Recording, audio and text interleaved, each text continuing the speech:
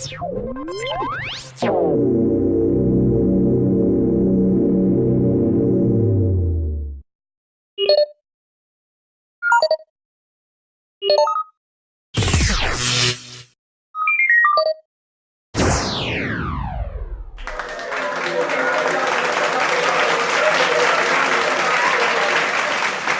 poets we chose to read tonight have all had close personal as well as poetic associations with Shelton.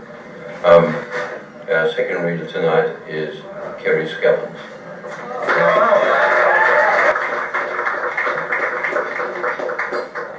The poetry maestro. First met him 21 years ago in a Collingwood pub, and I got up and Shelton said to me, "You have good words, be proud to say them out loud," and I've never forgotten that, Shelly. And over the years,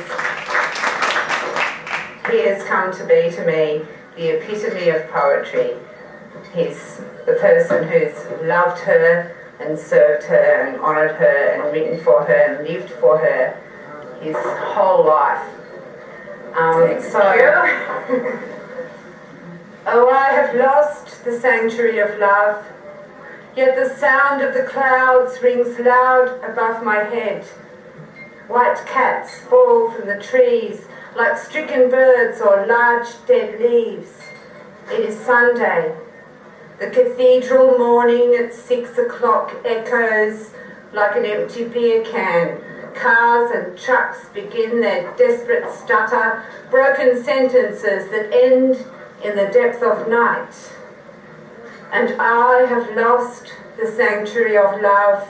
I think of a woman, blonde and cool, a child, a destiny, and I, an empty-headed fool with a drive to write, must wander through the Sunday mornings of the world, listening to birds and conjuring words.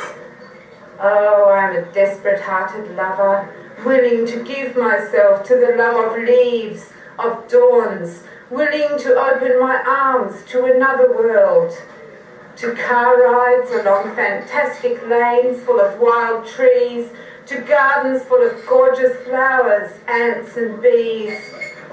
Oh, I'm the salesman of a despair, my wares like a whore in a briefcase placed in a bar, and my only care is for the sun that hangs like a rose in the sky, a broken star. And so I have come to you Sunday mornings, on my knees, alone and powerful with my love, a supplicant, dreaming of trees.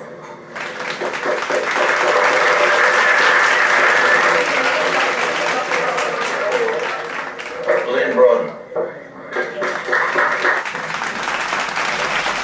Great honour.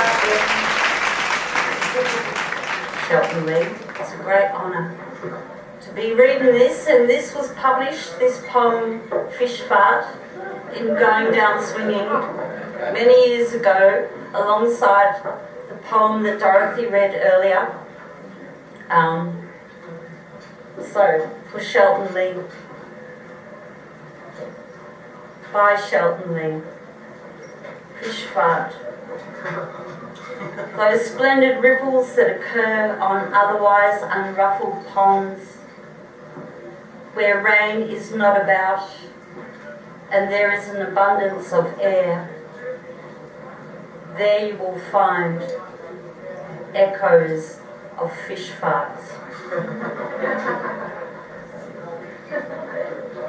It is like I'm underwater. Separate poem. It's like I'm underwater. The roses are enemies, softly blushing under air. Shelton Lea.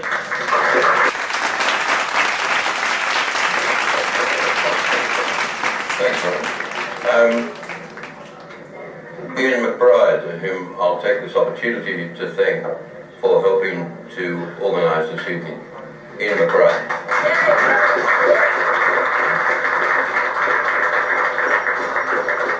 Very, very typically like Lauren, fuck the absence of anecdotes. The very first gig I ever did in Melbourne, I had my first little book out, and I read, and this lean, piratical fellow came up to me on a cane afterwards and said, I like that. Can I buy a book? And it was like $4.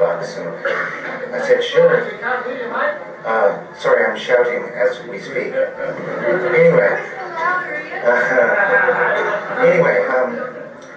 So I gave him a book and I said, what should I write in it? And he said, write down that Shelton Lea is the best fucking poet in the world. And I did. And he is.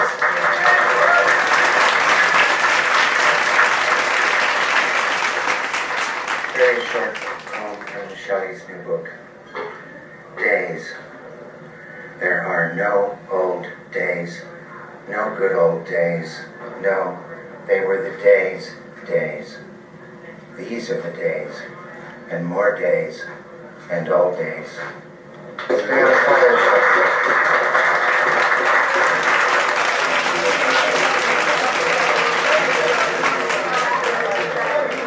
Okay, therefore, Lauren Williams.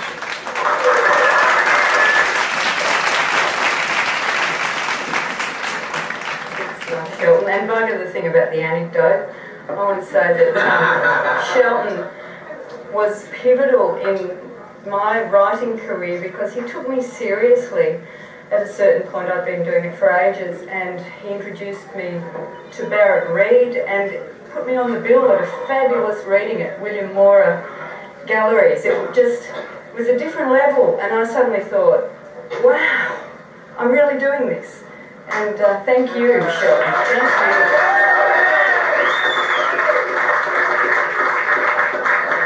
And I'm going to read one, I like to read lots, but one poem that I love to hear, and I've always wanted to say it. And some of Shelton's poems will live not only as text, but on the tongue. They are so delicious to say. Phrases like, "Yous have already been barred for it before." How great is that? Anyway.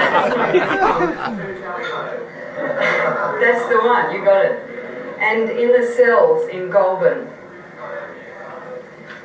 And in the cells in Goulburn, on mattresses thin as two tally-hos, it was cold, brother. So damn cold. There was ice, paperback thick, shining on the walls, and wet as old nappies. And cold, brother, so cold. Second only to that, a boys' home in Ballarat. I was 13 or 14 or somewhere near, and these cheerful young buggers who've got nowhere to go and no one to go with, unkillable, their infant joy, their poor clothes, hand-me-downs from a dream place just over Oliver's Hill. Some are now dead, but others rejoice in their orphanhood. So come, let us gather, we orphans and three. Let's rejoice in our orphancy. Yeah.